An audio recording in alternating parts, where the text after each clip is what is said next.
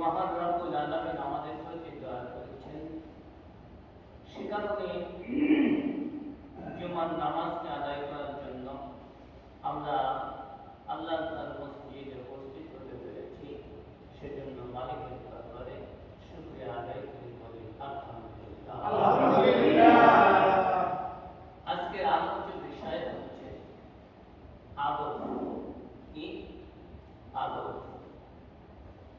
আদব করলে কি হয় এই বিষয়ে সংক্ষিপ্ত আলোচনা হবে। আল্লাহ রব্বুল আলামিন যদি আমাদেরকে মসজিদে আসার সুযোগ না দিতেন, অন্য ভাইগণ যেরকম বিভিন্ন কাজে লিপ্ত, তাদের মনেও দায় সৃষ্টি অনেক। পাঁচ ওয়াক্ত নামাজ তো পাঞ্জেখানা নামাজ তো পড়েই না, তারপরে সাপ্তাহিক যে জুমার নামাজ এই কথাও ভুলে গেছে। তার কারণ কবুল করেন নাকি কে চলে বলেন? নেক কাজ করার তৌফিক যদি আল্লাহ পাক আপনাকে না দেয় তাহলে আপনি করতে পারবেন না। আল্লাহ যখন আপনাকে কবুল করবেন, বান্দার আমল যখন কবুল করবে, বান্দাকে যখন ভালোবাসবে, তখন নেক কাজ করার জন্য বান্দা উন্নীত হবে। সুবহানাল্লাহ। মন চাইবে শুধু ভালো কাজ, মন চাইবে শুধু ভালো কাজ, মন চাইবে খারাপ ছেড়ে, কথা ঠিক কিনা?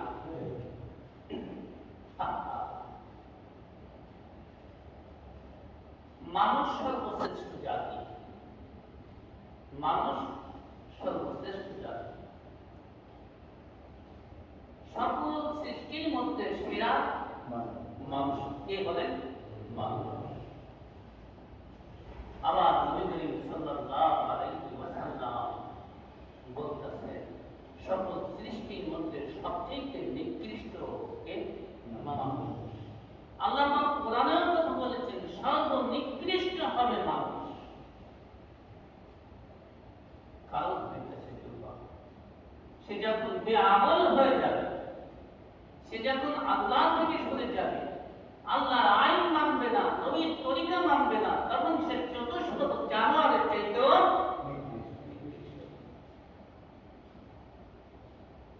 এই জন্য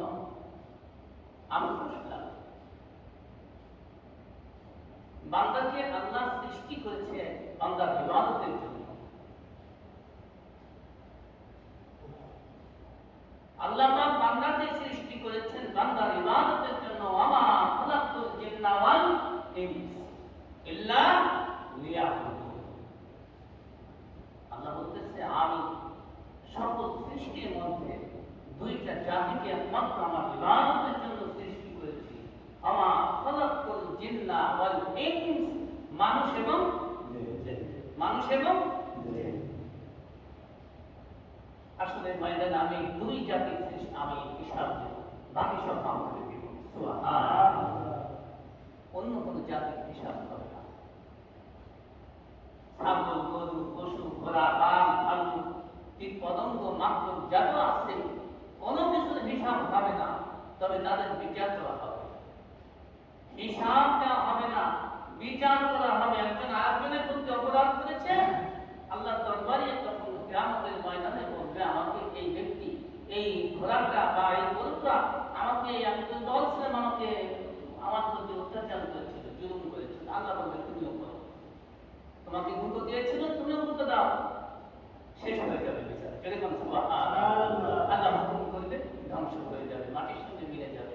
কিন্তু মানুষ আর জিনের এই সুযোগ আছে কি? কথা বলেন না, আছে? আমান ইয়ামাল মিসকালা যাররাতিন খায়রান ইয়ারা আমান ইয়ামাল মিসকালা যাররাতিন শাররান ইয়ারা। মানুষ এবং জিনের ব্যাপারে আল্লাহ বলেছেন, যারা যারা পরিমাণ হিসাব দিয়ে তাদের সামনে পাওয়া হবে। কিন্তু আমরা সচেতন না অসচেতন? কথা বলেন। এই কথা আমাদের খেয়াল নেই, মনে নেই। বারবার ওলামায়ে কেরামরা বলতেছে, আমাদেরকে বলতেছে, আমাদের সচেতন করে দিচ্ছে, কিন্তু আমরা বেমান, খবরদার। এ কারণে বলা হয়েছে, মানুষের চরিত্র যখন পশুর মতো হয়ে যাবে, মানুষ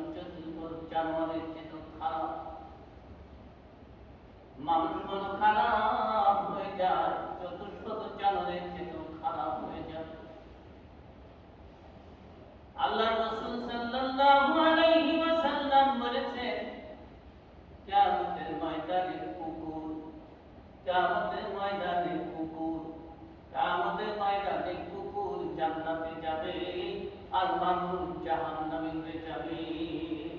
নাউযুবিল্লাহ। গতকালকে আমি এই ঘটনাগুলো দেখলাম, আমি একটা দেখে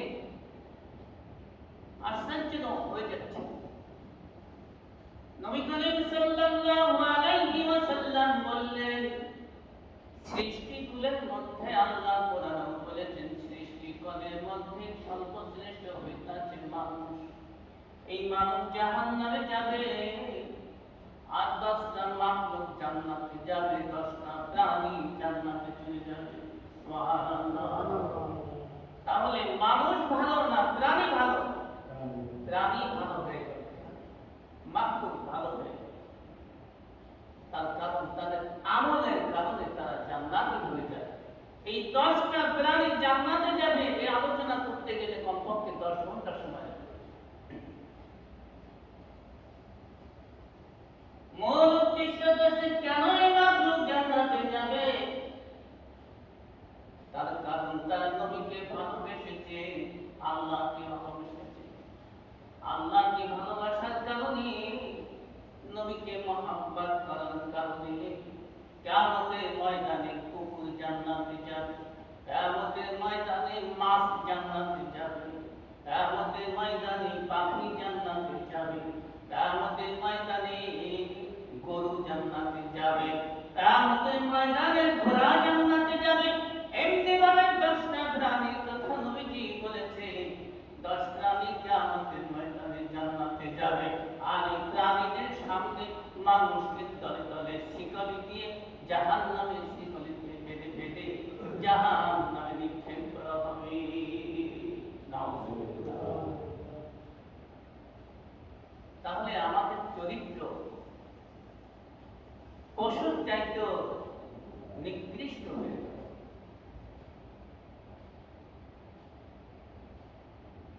পশুর চেয়েও আমাদের চরিত্র নিকৃষ্ট হয়ে যাবে।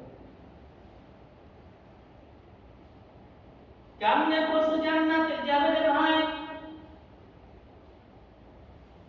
তার কারণ হচ্ছে এই পশুর নবীকে আদম করেছিলেন, আদম ভালোবেসেছিলেন, শ্রদ্ধা জানিয়েছিলেন, নবীকে মহব্বত করেছিলেন। সে কারণে কিয়ামতের ময়দানে কুকুর জান্নাতে যাবে।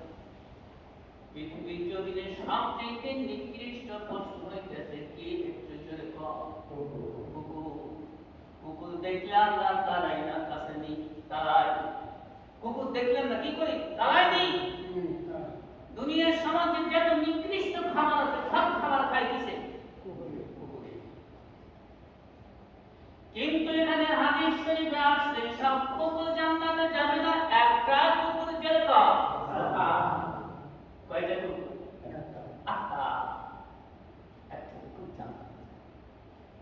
ঢালাও ভাবে যদি বলি যে সব কুকুর জান্নাতে যাবে, এটা নয়। আর এইভাবে ঢালাও ভাবে বোঝাও ঠিক হবে না। সেই কুকুরটা হচ্ছে নবী করিম সাল্লাল্লাহু আলাইহি ওয়াসাল্লামকে আদর করেছিলেন, ভালোবেসেছিলেন। যেই গাছের আলোচনা আদবের পরে আদব করলে কি হয়? নবীজি যখন মক্কা থেকে হিজরত করেছিলেন, মদিনায় কোথায়? মদিনায়। মক্কা থেকে যখন মদিনায় মুহাম্মদ আপনার হিজরত করেছিলেন, এই হিজরতের সময় আল্লাহর নবীর সাথে ছিলেন, বিপদের সাথে ছিলেন কি? আবু বকর। আপনারা কি ঘুমাচ্ছেন নাকি? তাহলে আলোচনা বন্ধ করে কথা বলেন না, বোবা মানুষের মতো বসে থাকলে তো কথা মজা হবে। জব দিলে সব হবে, জব দিলে কি হবে? সব হবে। জব দিন না। আবু বকরের সঙ্গী ছিলেন আর একটা কুকুর। নবীজি সাল্লাল্লাহু আলাইহি ওয়াসাল্লাম যখন হিজরত করেছিলেন, আবু বকর সঙ্গী ছিলেন। আর আসহাবে কাহাফ 7 যুবক যখন ত্যাগ করেছিলেন, কি করেছিলেন? ত্যাগ করেছিলেন জুলুমকারী বাদশার তাড়নায়। জুলুমকারী বাদশার তাড়নায়, অত্যাচারের কারণে আসহাবে কাহাফ 7 যুবক, কয় যুবক?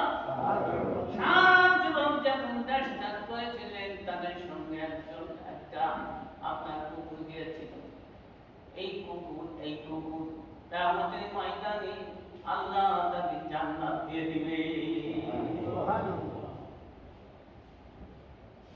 এইভাবে 10টা প্রাণীর কথা, 10টা প্রাণী নবী করিম সাল্লাল্লাহু আলাইহি ওয়াসাল্লাম যখন গিয়েছিলেন মাকড়সা যে গর্তের ভিতরে ঢুকেছিলেন, মাকড়সা জাল বেঁধে নবীকে নিরাপত্তার জন্য সুযোগ করে দিয়েছিলেন। রাসূল সাল্লাল্লাহু আলাইহি সাল্লামের সঙ্গে কুকুর গিয়েছিল, বারবার তাদেরকে তাড়াই দিয়েছিল, কুকুরটাকে কিন্তু ফিরে দাও। নবীকে ভালোবাসতেন, নবীর ভালোবাসার কারণে গর্তের মুখে সে পা দিয়ে দুই দিকে পা দিয়ে তাকে বসে শুয়েছিলেন। এই যে মহাব্বা, ভালোবাসা, এই ভালোবাসার কারণে আমরা ওই কুকুরটাকে জান্নাত দিয়ে দিই। বলেন সুবহানাল্লাহ। মাকড়সা জাল বেঁধেছিল, আল্লাহ কয় মাকড়সা তোমাকে আমি কি প্রতিদান দিব? মাকড়সাকে কোনো প্রতিদান দেওয়া লাগবে না, আমি বিশ্ব নবীর ভালোবাসায় এই কাজটা করেছি। আল্লাহ কয় না, তার কারণ তোমাদের জান্নাত নয়, জাহান্নাম নয়, ভালো কাজ যখন করেছো প্রতিদান দাও আমি আল্লাহর কাজ। সুবহানাল্লাহ। মাকড়সা কয় আল্লাহ তাআলা কি প্রতিদান দিবা? কয় আমি তোমাকে পেতে প্রতিদান দিব, একটা প্রতিদান, যে প্রতিদানটা হইতাছে এটার জন্য তোমার মেহনত করা লাগবে না। তোমাকে আমি এই প্রতিদান দিলাম আমার নবীকে ভালোবাসার কারণে, তুমি শুধু চাল পাত আর খাবারের ব্যবস্থা আমি করে দিব। সুবহানাল্লাহ। মাকড়সা জাল বাঁধে, ওই জালে খাবারের ব্যবস্থা কে করে দেয়? কোন জোরে বলো। কবুতর বাসা বেঁধেছিল, কবুতর বাসা বেঁধে ডিম পেড়েছিল নবীজির গর্তের মুখে, গর্তে তিনি আশ্রয় নিলেন। আল্লাহ কয় কবুতর তোমাকে আমি কি প্রতিদান দিব? কোনো প্রতিদান চাই না, বিশ্ব নবীকে ভালোবেসেছি, এটাই আমার অন্য জীবন ধন্য। আল্লাহ কয় না, নেককার যখন করেছো প্রতিদান গ্রহণ করতে হবে।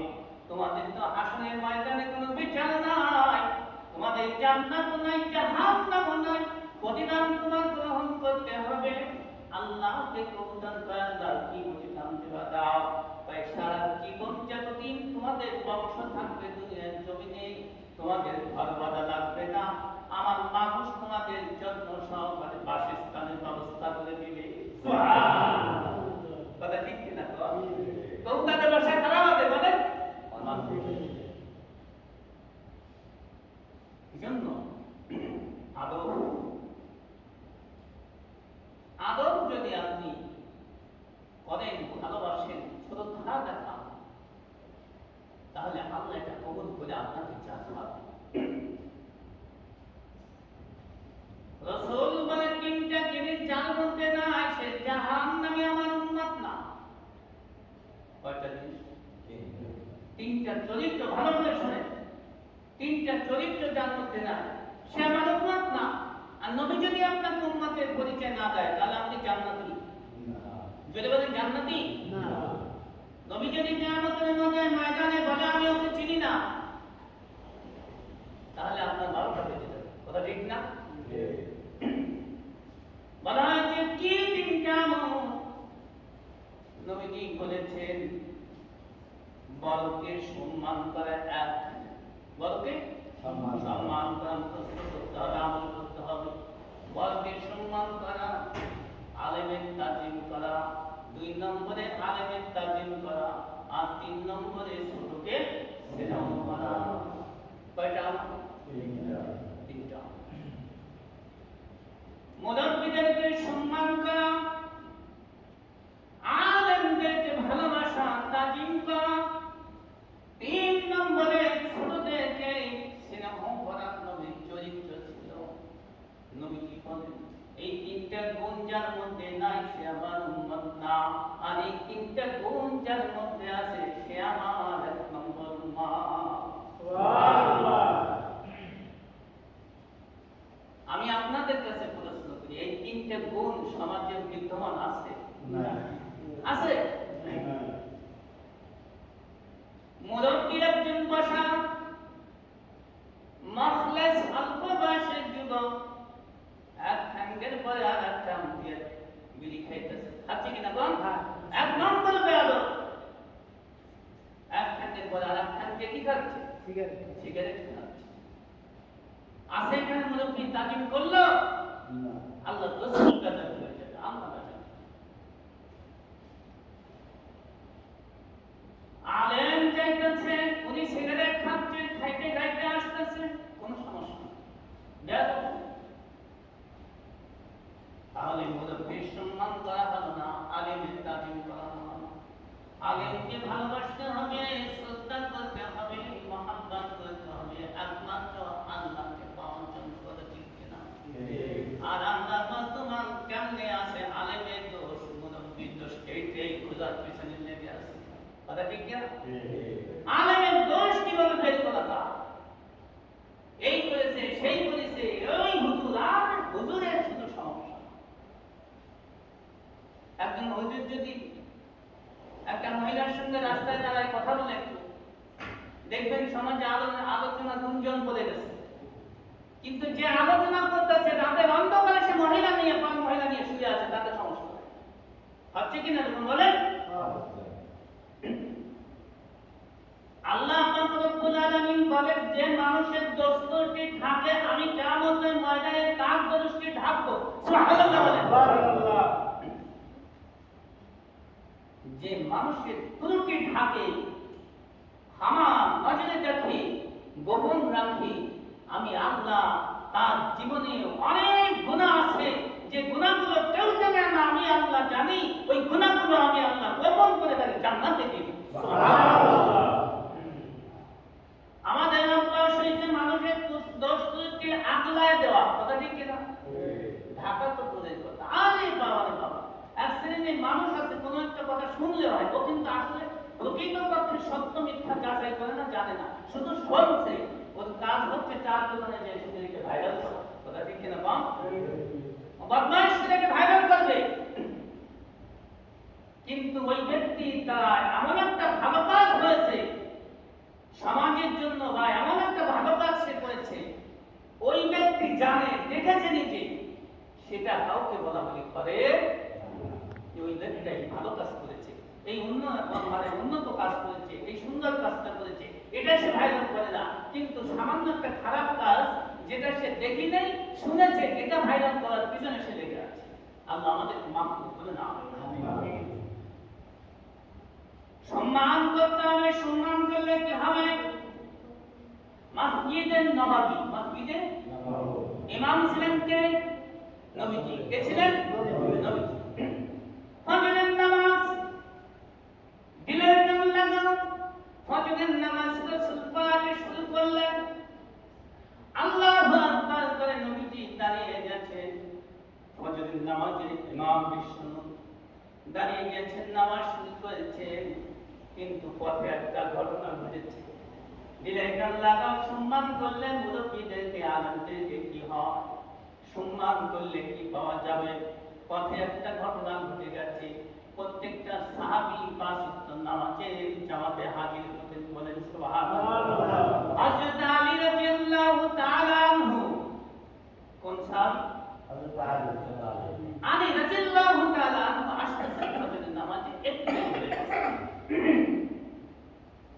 আসতেছেন পথে, এখন দেখে একেবারে মুরব্বী, উনি ফজরের নামাজের জন্য মসজিদে যাইতেছে। বলেন সুবহানাল্লাহ।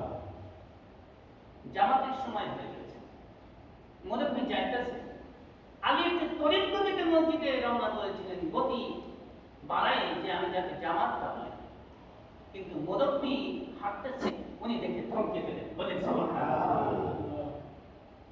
মুরব্বী সামনে চলতেছে, উনি দেখে থমকে গেলেন। এটা হাদিসের কথা বলতেছি। আলী রাদিয়াল্লাহু তাআলা আনহু চিন্তা করলেন, আমি মুরব্বীকে ওভারটেক করে যাব না, তার কারণে আমার বেয়াদবি হবে। সুবহানাল্লাহ। মুরব্বী চলতেছে, আলী পিছনে পিছনে হাঁটতেছে। আলী রাদিয়াল্লাহু তাআলা আনহু বলতেছেন, চলেন, কোনো সমস্যা নাই, আমি আপনার পিছনে আছি। কিন্তু জামাত শুরু হয়ে গেছে। এই অবস্থার মধ্যে আলী রাদিয়াল্লাহু তাআলা নবীর মুরব্বিকে সম্মান করেছে, ইজ্জত করেছে। এই কাজটা আমার মালিকের দরবারে পছন্দ হয়ে গেছে। সুবহানাল্লাহ। আল্লাহর দরবারে পছন্দ হয়ে গেছে। আল্লাহ পাক বলতেছে, ও জিবরাইল, এখনি যাও, তোমার একটা কাজ, আমার একটা কাজ। সুবহানাল্লাহ। আল্লাহ বলতেছে, ও জিবরাইল, তোমার একটা কাজ তুমি করো, আমার একটা কাজ আমি করতেছি। আল্লাহকে জিবরাইল কয়, আল্লাহ আমার কি কাজ? তুমি এখনি আমার বিশ্ব নবীর কাছে চলে যাও, যে বলো নামাজ শুরু করছে ঠিক আছে, আলী যতক্ষণ পর্যন্ত জামাতে অংশগ্রহণ না করে রুকু যেন না হয়। কিসের কারণে? আমি বললাম কিসের কারণে? ইজ্জত করার কারণে, আদর করার কারণে। জিবরাইল এসে নবীর কানে কানে বলতেছেন, নবী গো, খবরদার রুকু যেন না করা হয়, লম্বা কিরাত শুরু করে দেন। সুবহানাল্লাহ। আল্লাহ কয়, মুরব্বী মানুষ আসতেছে, সূর্য, ও সূর্য তুমি হুকুম মানো কার? আল্লাহ। সূর্য হুকুম মানে কার? চন্দ্র হুকুম মানে কার? আল্লাহ সূর্যকে বলতেছে, ও সূর্য, খবরদার খবরদার, মসজিদের নববীর জামাত যতক্ষণ পর্যন্ত শেষ না হবে তুমি যেন পৃথিবীতে উদয় না হও। সুবহানাল্লাহ।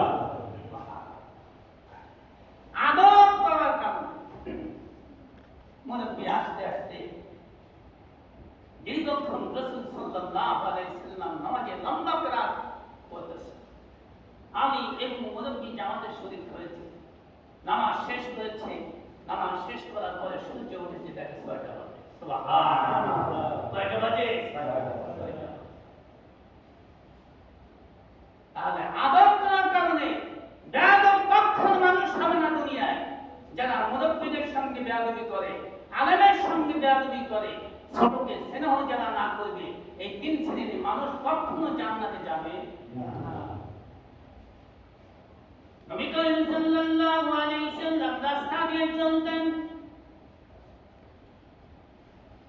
যাই হোক, ওটা বলতেছে। এইবার ঘটনা কি?